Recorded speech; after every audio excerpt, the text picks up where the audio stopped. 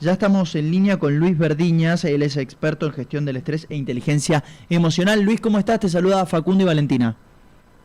Buenos días, Facundo, Valentina, igual que para todo el equipo y para los oyentes. Bueno, ¿sos fanático de la Fórmula 1? ¿Te gusta? Empecemos por otro lado de la entrevista. Me gusta mucho la Fórmula 1, de hecho he estado en algunas carreras, hace muchos años hice algunas cosas con Fernando Tornello, que es un máster del tema.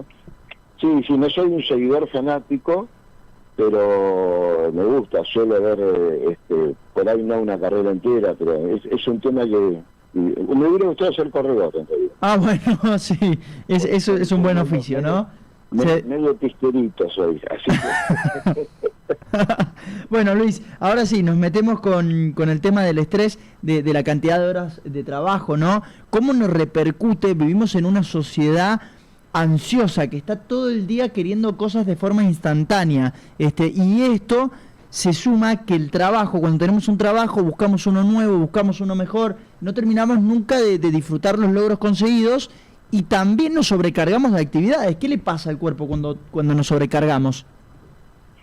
Bueno, podríamos preguntarle, tomando la nota que hiciste, que estaban hablando ustedes antes de la pausa, podríamos preguntarle a los pibes que hacen 15.000 horas de simulador. Sí, claro. ¿Qué le pasa al cuerpo? ¿Entrenan el cuello? ¿Cómo? ¿Sabés? Con 15, 20 kilos levantan con el cuello, parecen rugbyers. Sí. El tema es el siguiente. Si hablamos, para cualquier cosa que uno hable en la vida, es importante hacer una reflexión de cuáles son las variables que tenemos que considerar para hacer un análisis de cualquier cosa que analicemos. Y si hablamos del trabajo, hablar solo de cantidad es hablar de una variable mínima, ¿correcto? Porque fíjate, ustedes ahí en la radio deben tener muchísimos días donde trabajan gran cantidad de horas, pero están en una zona de EU3, EU es un prefijo que significa bueno, es el estrés positivo, hicieron un montón de cosas, estuvieron arriba, muy up, trabajando todo el día, llegan cansados a sus casas, pero están fantásticos, están felices, porque les fue muy bien, hicieron lo que querían hacer, lo están disfrutando, tiene que ver en algún punto con el propósito de su vida, no calculás cuántas horas trabajaste. El punto de quiebre realmente está en los casos donde, o porque estás desmedidamente ambicioso en busca de dinero y de, lo pongo entre comillas, éxito.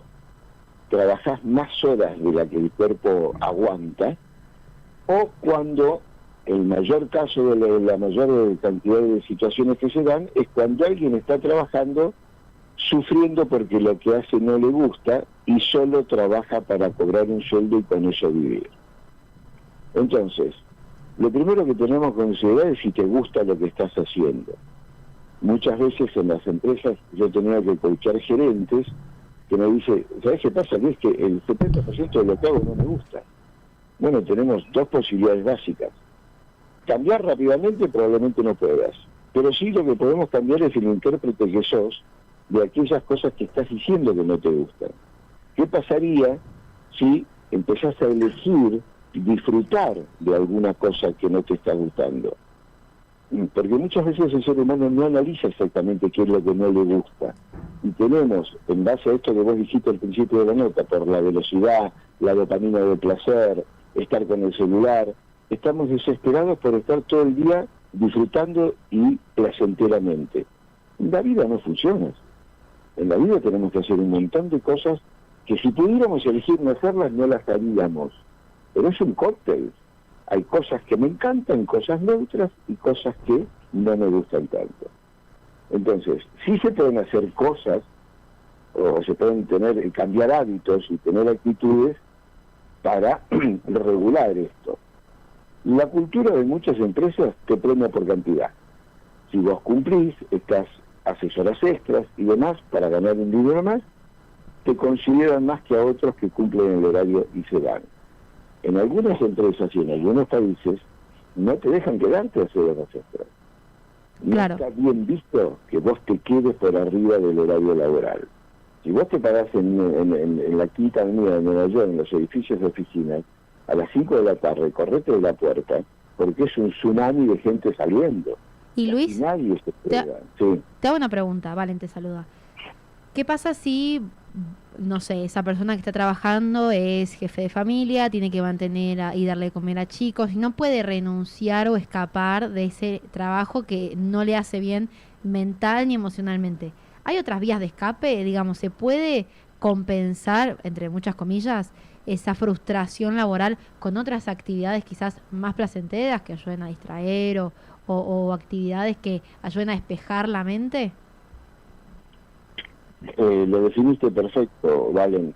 Ahora, ¿qué pasa cuando esas actividades vos las tenés que hacer cuando saliste del trabajo?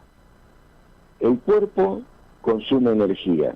El cerebro se lleva el 20% de la energía de todo el cuerpo.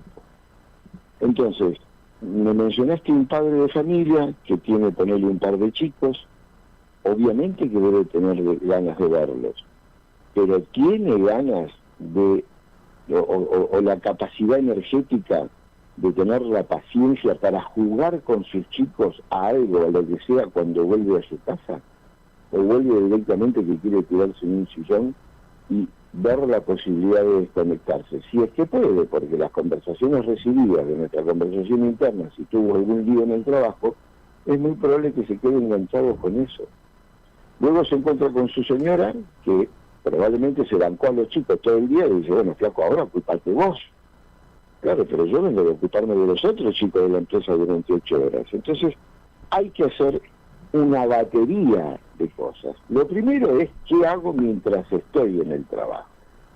O sea, el primer planteo, yo he coachado muchas veces estas situaciones a niveles gerenciales altos, es, bueno, vamos a hacer un plan de trabajo que es, si tu propósito en la vida, no tenés propósito en la vida, busquemos un propósito. ¿No lo encontramos? Esto tiene solución en esta empresa. Vos sos una persona que por profesionalismo podés crecer dentro de esta empresa. ¿Tenés 10 años de experiencia o un año repetido 10 veces? Entonces hay que hacer un plan concienzudo, teniendo un objetivo que es, bueno, voy a estar de la mejor manera posible que puedo en este trabajo, pero me pongo a buscar una salida laboral distinta. El tema acá es que muchas veces, esto como cuando alguien te dice que no, yo no se puedo vivir acá, me voy a vivir a otro país. Como si cuando se fuera a vivir a otro país, él cambiara. Si la persona que no puede regular su afrontamiento al estrés cotidiano en un trabajo, tampoco lo va a poder hacer en el otro. Los primeros meses le va a cambiar un poco la novedad, pero al poco tiempo, cuando la rutina te atrapa, la situación de desgaste, de fatiga, de ansiedad, de depresión, va a ser exactamente la misma. Pero en este coacheo,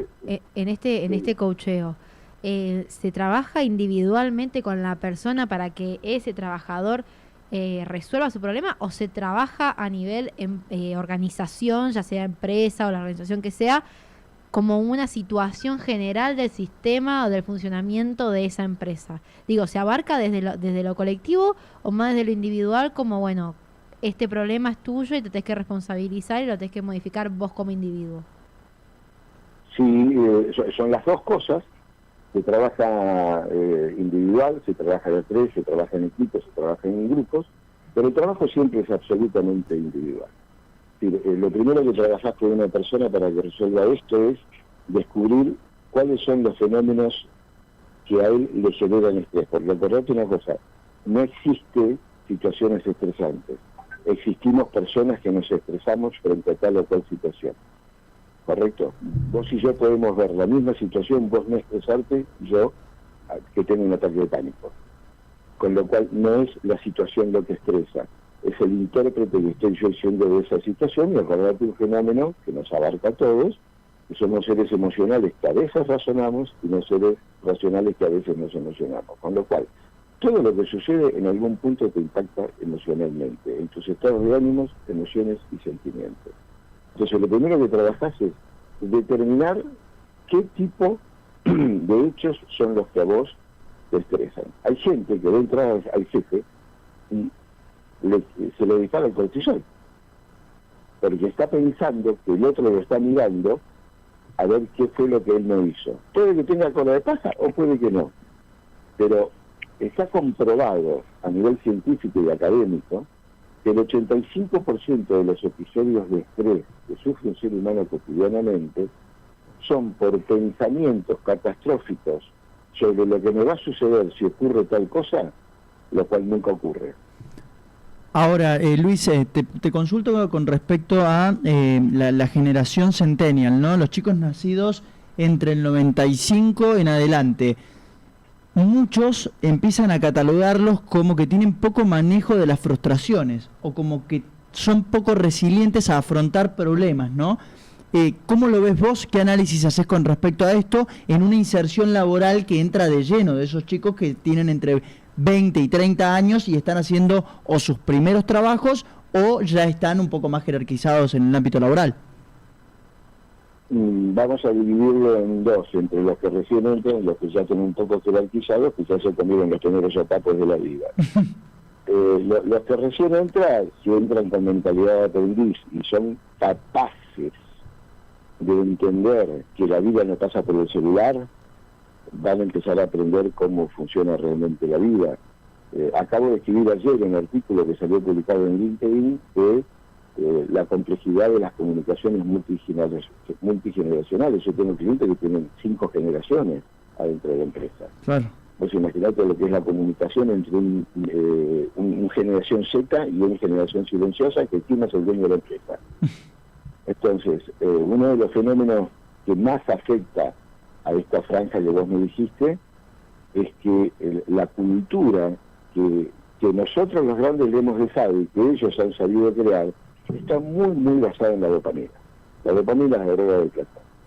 El otro día me hicieron una nota por el tema de los que se sacaban la selfie, en la foto de fondo estaba el cadáver del Papa dentro del cajón, sí, en pleno Vaticano. Pasó con Maradona, también hicieron lo mismo. Hay gente que se saca, hay turistas que se sacan fotos en Auschwitz riéndose. En Brasil hay una industria del turismo en las favelas, donde te sacas fotos con los chiquitos descalzos. Hay una suerte de morbo en nosotros, en los seres humanos, que de alguna manera se canaliza a través de eso. Pero vos pensás que yo he tenido casos, por ejemplo, te cuento un caso real, estar sentado con el dueño de una empresa, un hombre de unos 48 años, tampoco tan grande, sí, generación X, y que me dice, dame un segundo que atiende a este muchacho que es nuevo. Entra un pibe de unos 23 años y dice, jefe, lo molesto un segundo, nomás, mire, me pintó un viaje a Europa con unos amigos, me voy 2 meses, pero después vuelvo y estoy a full acá. Me pintó. Me pintó un viaje a Europa. ¿Y qué hizo? Se fue, obviamente que se fue. Por supuesto en esa empresa no volvió a trabajar. Pero es tan distinta la cultura. Acordate que vos tenés 2 mamás, tu mamá biológica y mamá cultura. Mamá cultura es una cajita que limita tus creencias, tus paradigmas, tu forma de pensar, lo que se puede, lo que no se puede, tus valores, tus principios. Entonces, esta franja se ha, digamos, creado en una cultura dejada por nosotros y autoformada por ellos, donde lo más importante es no imitar a mi padre que trabajó tanto. Por eso yo ahora quiero encontrar la manera de trabajar poco y ganar mucho dinero. Por eso tiene éxito Cositorto y todos los demás estafadores que salen ofreciéndote que con 4 movimientos te haces millonario y te se sacan la foto con la Ferrari. Sí, los esquemas Ponzi. Por ejemplo, exacto. También, ¿no? Entonces vos fíjate que hoy la gente vive, pero también los más grandes, prisionarios, adictos al like, al pulgarcito, al me gusta. ¿Por qué? Porque cuando te mandan un me gusta o un like, tu cerebro recibe una pequeña descarga de dopamina, que es placer. Es distinto a las... Acordate que la dopamina se genera 85% en el cerebro, pero la serotonina, que es la llamada hormona de la felicidad, se genera 90% en nuestro segundo cerebro, que es el cerebro entérico que está en el intestino delgado. Luis, que tenemos tres sí, decime. Asocio esto con el consumo de drogas, ¿no? Un consumo de drogas creciente a nivel mundial. Siempre existieron las drogas, no es que ahora esta generación consume y la anterior no y la pasada tampoco. Digo, siempre estuvieron las drogas, pero estas drogas sintéticas que son nuevas y que te dan estos shocks de dopaminas, ¿no? es esto también, es una generación buscando lo inmediato, el placer es ya. Te voy a explicar un fenómeno que es interesante que lo conozcan. ¿Por qué un dealer estratégico te regala la primera dosis? Porque la cadena dopaminérgica funciona así. Si vos ahora, son las 10:30, dentro de 1 hora y media, ustedes con Valentina tienen hambre y pasa alguien con una grande napolitana cerca de ustedes, además de que lo van a ahorcar para arrancarle la pizza, Sí. tu cadena dopaminérgica dispara por la sensación de apetito, calculale como máximo unos 40 mililitros de dopamina en la interconexión cerebral. Uh-huh. Se larga esa conexión, las células receptoras les encanta recibir eso, se abren y si podés comer la pizza, por ahí vas a llegar a 60 de placer. Con la cocaína, de golpe, llegás a 1000. Es Tyson que te pegó un cazote en el cerebro. Ahora, me imagino, la dopamina tampoco es infinita, o sea, yo como que consumo en ese momento o libero toda la dopamina que quizá tenía almacenada para la semana. No es una cuestión de un tanque lleno de dopamina que se acaba. La dopamina se va reproduciendo siempre. Es otro fenómeno, que es que cuando vos querés volver a llegar a la experiencia de éxtasis de 1000, como el shock dopaminérgico fue tan fuerte y el cerebro, el sistema humano y la neurobiología es tan inteligente, los receptores de dopamina se cierran. Entonces vos no llegas más a 1000. Entonces compras más, y tomas más, y tomas más. Te quemás el cerebro y nunca vas a volver a tener esa sensación que tuviste por única vez. Por eso la primera dosis te la regalas. Luis, y volviendo al tema del estrés y de la inteligencia emocional en los ámbitos de trabajo, ¿qué tanto invierten las empresas en este tipo de capacitaciones y qué tanta atención le prestan al bienestar de su personal? Básicamente le empiezan a prestar atención cuando les toca el bolsillo. Cuando quienes trabajamos en esto somos capaces de demostrar los costos ocultos de no ocuparte de esto, dentro del estrés, hoy yo les hablé del estrés, el estrés positivo, pero todas las demás variables del estrés son las que no nos agradan tanto, que son las que pertenecen al campo del distrés. Una de ellas es el bore-out, B-O-R-E. El bore-out es el estrés del aburrimiento. ¿Vos te diste cuenta que hoy la juventud no puede estar aburrido? Yo tengo nietos, mis nietos dicen, no, abuelo, estoy aburrido. Bueno, inventa algo, vamos a jugar algo, inventemos un juego. El aburrimiento es creativo, igual que la incertidumbre. Entonces, el fenómeno en las empresas es que cuando empiezan a ver que les afecta la rentabilidad, ahí se empiezan a ocupar de ver, bueno, a ver qué podemos hacer con esto.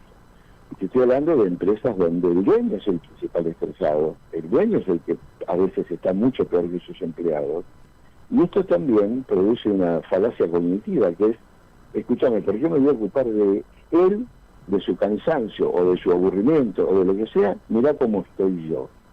Yo no te puedo contar la cantidad de empresarios multimillonarios que yo he coachado acá y en el exterior, trabajo en distintos países. Ahí, mira, Luis, ¿por qué te interrumpo? Porque justo tenemos un audio, lo habíamos buscado, da la casualidad o no, de Stanislav Bachrach, o Barrach, depende de la pronunciación, hablando de esto, ¿no? Del burnout. Vos lo mencionaste recién, ¿querés que lo escuchemos? Dale. Ahí lo vamos a escuchar.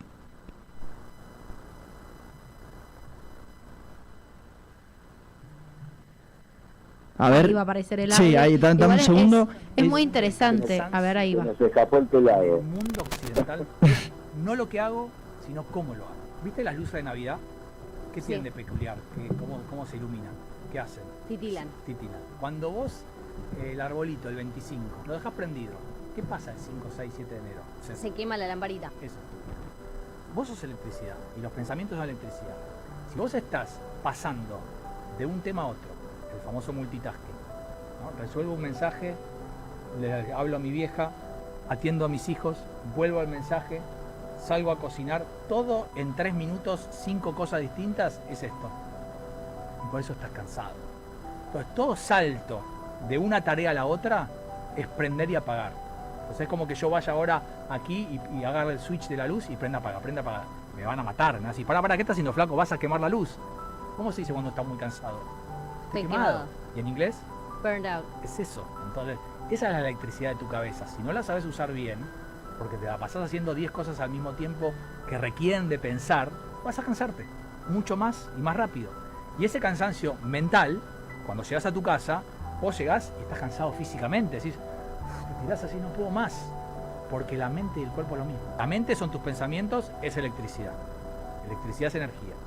Pero el cuerpo, que es materia, si vos le preguntás a un físico de qué está hecha la materia, los átomos tienen masa y energía. ¿Te acuerdas el electrón que da vuelta por el protón y por el neutrón? Bueno, 0,0001 de masa y 99,9999 de energía. Entonces nosotros somos energía. Entonces cuando te cansás físicamente, no puedes pensar. Y cuando te cansás con la cabeza porque estás haciendo 10.000 cosas al mismo tiempo, te cansás físicamente. ¿Quién sabe esto mucho? El deportista. Un tenista que juega Roland Garros a 5 sets se cansa por esto, porque está entrenado para jugar los 5 sets físicamente. Pero si está dándole vuelta al partido, rumiando que sí, que no, que voy abajo, que al tercer set perdió. O sea, la energía es como un tanque, digamos, que en algún momento se vacía. Y cuando dormís y descansás al dormir, porque hay gente que duerme y no descansa, sube de vuelta. Una de las cosas que más me fascina de la física es que cuando vos haces pensar a alguien en cosas realistas, optimistas, positivas, los patrones eléctricos son completamente distintos. Bueno, ahí estaba Luis, ¿lo escuchaste? Sí, bueno, conozco mucho, tengo libros de él, he estado en conferencias, coincido plenamente en lo que dice, de vos pensar que el universo es energía. Vos en tu cuerpo tenés energía eléctrica en las interconexiones neuronales, energía electromagnética en la energía toroidal del corazón, tenés energía vital, que es la transformación del ATP en glucosa para consumir el glucógeno, que es lo que te da la energía muscular. Tenemos energía fractal. El cuerpo es un paquete total de energía que nosotros lo que necesitamos es administrar. Ahora, la energía no se recupera solo con el sueño. Durante el día vos tenés estrategias que podés desarrollar para hacer curar la fluctuación de la energía. Por ejemplo, uno de los temas, un fenómeno que el ser humano no se da cuenta porque lo tiene en automático por supervivencia, es la respiración. Vos respirás todos los días normalmente para que tu cuerpo neurofisiológicamente funcione. Pero hay formas de respirar que se entrenan muy sencillas que te permiten calmar el cerebro de esa conversación multitask alocada, porque a veces no es que vos estás haciendo muchas tareas al mismo tiempo.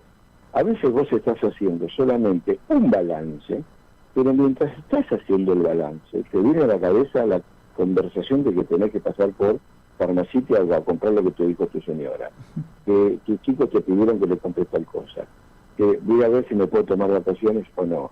Ahí pasó el jefe, resulta, sigo haciendo el avance, pasó el jefe y todavía no me contestó si me va a dar el aumento de sueldo o no. Te das cuenta que el cerebro cambió de pensamiento, pero no cambió de tarea, sigo estando en la misma tarea. El multitask, y acá va para Valentina, las mujeres tienen más capacidad de multitask que los hombres. Bien, vos vas a un bar, somos 10 hombres en una mesa, somos 5 parejas de 2 hablando de un tema y no tenemos la menor idea de lo que hablan los otros. Valentina está en un pub con 10 amigas y sabe de qué está hablando cada amiga o que está hablando con otra. Esto es porque, entre otras cosas, el cerebro, los 2 lóbulos del cerebro femenino, que están conectados igual que los masculinos por lo que se llama cuerpo calloso, nos triplican en conexiones entre un lóbulo y el otro. A principios del año pasado di una conferencia para Latinoamérica desde Miami, hablando de que hay estudios que ratifican que el cerebro femenino está mejor preparado para ser CEO de una empresa en contextos de incertidumbre, porque cuando hay que tomar decisiones muy rápidas, el hombre que viene de ser cazador y tiene que tomar decisiones muy rápidas, mide 3 variables. La mujer en el mismo tiempo mide 7. Luis, nos estamos quedando sin tiempo, ha sido muy enriquecedor, te vamos a volver a llamar seguramente para seguir desarrollando, ¿no? Este y otros temas, y el de la mujer CEO también, ¿no? Desde su cerebro, cómo está preparado y por qué no se termina de dar ese en torno al 15%, el rol de la mujer CEO en el mercado global y en las multinacionales. Eso te lo contesto muy rápido y Valentina se va a reír. Porque los hombres no estamos locos, el día que les entregamos el poder sabemos que no lo recuperamos nunca más. Bueno, yo creo que hay que ahí hacer un cogobierno, ¿no? Algo que sea mejor, si están preparadas, aprovechar eso. Bueno, a disposición de ustedes cuando quieran, querido Facundo, y un beso grande para Valentina, un abrazo para el equipo y para los oyentes. Listo, te mandamos un abrazo, Luis, muchas gracias por la comunicación. Hasta allí la palabra de Luis Verdiñas, experto en gestión del estrés e inteligencia emocional.